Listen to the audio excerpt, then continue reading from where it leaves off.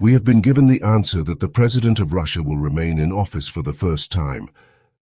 I would like to remind everyone that at the beginning of the war, an American president named Biden, who we may still remember, went to Warsaw and gave a speech. I will say it in English for the sake of credibility, but it sounded like this: Putin must fail. This means that Putin must fail.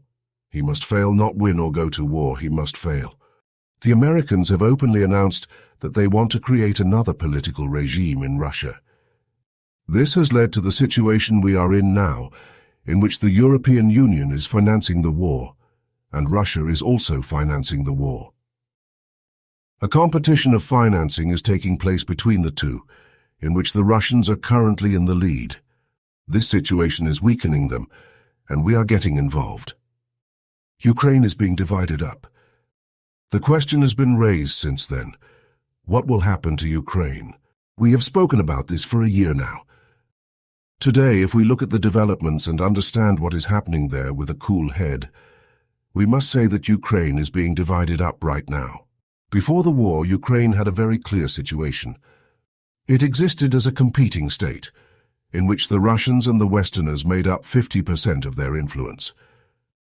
There were debates about this from time to time, and this kind of government came and went, but no one questioned the fact that Ukraine was a region between the West and Russia, a competing state, and everyone was certain that it had about 50% influence on both the Russians and the Westerners. This was the situation up to the war. As a result of the war, it collapsed. How exactly did this happen? This is another topic for another lecture. The point is that it collapsed. Today, Europeans speak elegantly about security guarantees, but a security guarantee actually means the division up of Ukraine. The first step has already been taken because the Westerners have accepted that there is a Russian zone. The only debate is whether there will be 2, 4, 5 or 6 counties beyond Crimea. But there is no doubt that this would not exist. A Russian zone has already been created, and this accounts for about 20% of Ukraine. This is the past. There is no longer any debate about this. The debate is about how many kilometers from the border of the Russian zone a demilitarized zone will be created. 40 kilometers, 50, 100, 200. We do not know. This is nonsense. This will be the second zone. The result of the division up of Ukraine is a Russian zone, a demilitarized zone, and finally a Western zone, which we cannot say anything certain about its orbit and conditions at the moment. But we can see that Ukraine is becoming a region consisting of 3 zones. The heads of the European Union think that the common tax on everyone, at least in Western Europe, is the easiest and most acceptable goal for which a huge amount of tax can be taken. This is the Ukrainian war itself, that is security. On this basis, they want to create a huge tax on all of us. We, Hungarians, think that this is a mistake because the EU membership of Ukraine is the necessary consequence of this common tax. Because we allow the Ukrainians, we do not have the money to close the Ukrainians up to the EU average. We have to take up trust in this.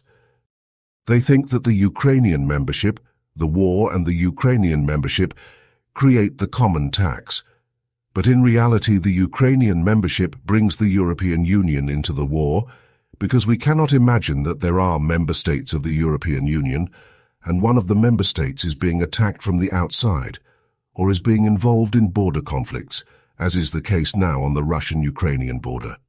It is impossible that in such a situation, the member states of the other EU member states would not rush to the aid of the one who, by the way, is under military attack. Even though Ukraine is under military attack, Ukraine is in a conflict with Russia. It will never decide Ukraine, but always Russia. And we are already in the war.